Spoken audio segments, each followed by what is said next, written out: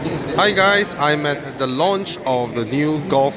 Okay, not new, but it's the Golf Mark 7.5. I mean, internally we will call it 7.5 because the updates are extensive enough that by right it should warrant a new generation. But then no, this is still the Mark 7, and they've really updated it. Now, this is not the first time that the VW group has done this. Back then we have the Audi A4 B5, there's the B5.5, then yeah, things like that. Okay, so there are actually three variants. Okay, you have they call it the 280 TSI, but as it's actually the 1.4 TSI, very familiar drivetrain that we have.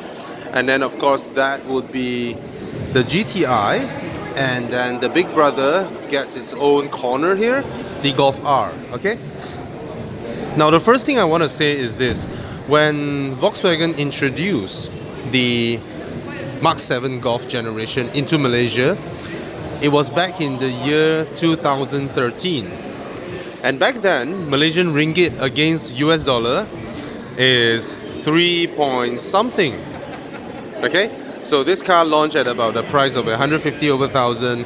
That car was launched at 220,000, and then this car was at 300,000. So now, after how many years? After how many? Satu Malaysia, something, right? Fake news. Anyway, after the equanimity happened, our ringgit now is at what, 4 over dollar. But what Volkswagen did, not only they have updated the cars, they tried their very best to press down the prices. So this guy here, 155. Come to think about it, there's not much of a difference compared to when it was launched. Okay, this guy here, 235 or 39, I'm not sure, somewhere. And this guy here, the Golf R, 295,000. So come to think about it, ringgit has dropped by what, 30%, but they did not raise the car prices by 30%. Okay, now let's go through the cars.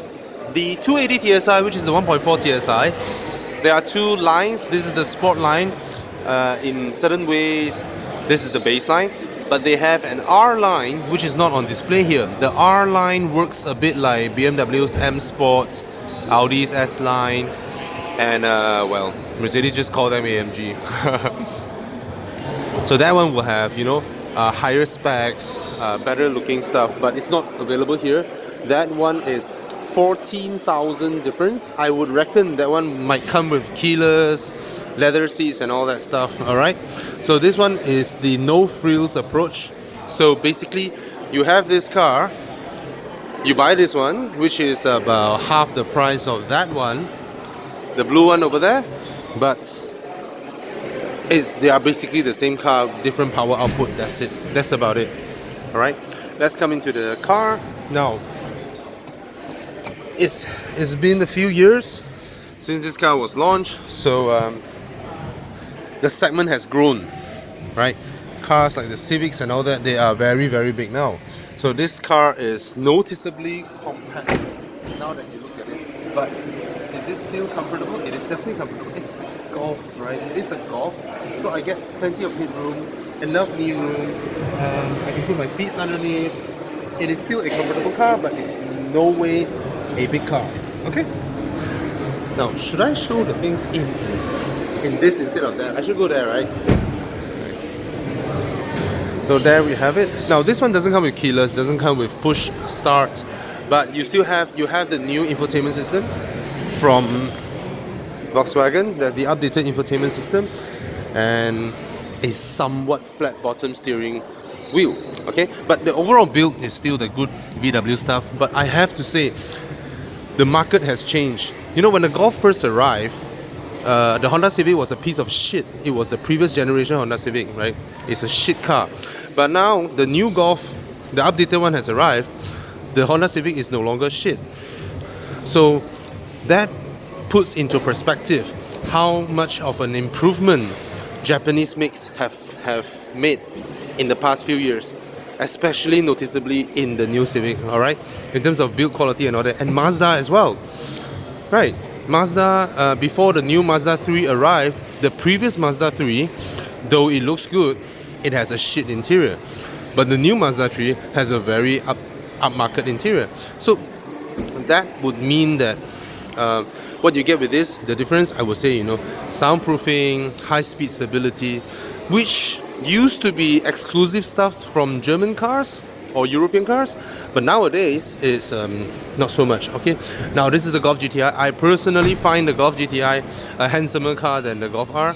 It has its unique heritage, legacy, and I just love to answer people that I drive a GTI, because if you tell people that you drive a GTI, no one would ask if it is a Peugeot GTI, right? But if you say you drive an R, people might ask you what R? Porsche, Audi, Ford. You know, everybody has an R, but not everybody has a GTI. Okay, I mean Peugeot tried it, good try, but anyway. Now the Golf GTI, you have this lovely bit that runs into the headlamps. I think these are very common now. People have this kind of styling details, but the GTI really has its own uniqueness. This graphic was actually established in the Mark 5 GTI. If you look at Mark 5 GTI rims, that graphics was evident. Of course, you have the red stitchings, leather clad, leather all around, rear aircon vents. Like I said again just now, in the Sportline, it's not a big car anymore. Inside here, and a thoroughly updated infotainment screen, and I just like it. Lovely, lovely. Now you will notice this thing. If you're in a Volkswagen, you turn the volume button, the marking for the on-off switch follows it, so it's not very refined per se. In Audis, this thing will point upwards regardless how you turn it. So that's how the VW group changes things. Okay, some trivia. In the F10.5 series, they don't have this marking, so that OCD people will not see an upside down marking. But because Americans are so dumb, they complain to BMW that they do not know what the button is for. So in the G35 series, they have this marking, and when you turn the volume, it will go upside down or whatever, which Audis doesn't. Okay, electronic parking brakes and a lovely LCD speedo, and largely remain the same. Okay, these graphics, the hexagonal graphics, are also very GTI family stuff. Okay, so that's the Golf GTI. Let's head on to the Golf R. Of course, we all know the Golf R is the big brother and a signature of Golf Rs. The stainless, it's not stainless steel actually, it's aluminium side mirror cover. So this is the same as Audi S and RS models, but the RS models are matte and the S models are sort of like this. Okay, not that matte. Now rims, I kind of prefer the previous one, but they look dark, they look sporty. They're shorted in Continental 5Ps. Mind you, 5Ps actually beat Michelin PSS last time in comparisons. Now power seats, okay, memory, perforated seats, bucket, and other than that, you have a some carbon fiber cladding on the gear lever, and of course this one is 4Motion, so it's 4-wheel drive. And in the previous in the first arrival of the Golf 7, we have the some top.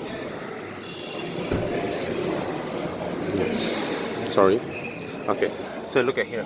You have the carbon fiber kind of graphic on the gear lever, but I'm not sure if it's real. But to me, it doesn't matter whether it's real or fake. People who only fanboys who can't afford cars cry about it, whether it's real or fake. Especially when it's used as a garnishing. Haha. Anyway, have a look here. Space saver. Nothing much. You can hold this on that. You can see that. And there's a ski pass-through, teetering point, reasonable enough boot, but no longer class leading or whatever. Yep, so that's the R. Not very spacious for me, very spacious for her. Hi, Fan. Fan just joined us. Yep. Hello. Yep. She's my boss. So, yeah. Oh yeah, a reminder to everybody. If no matter how your son insists to climb to the front seats, switch off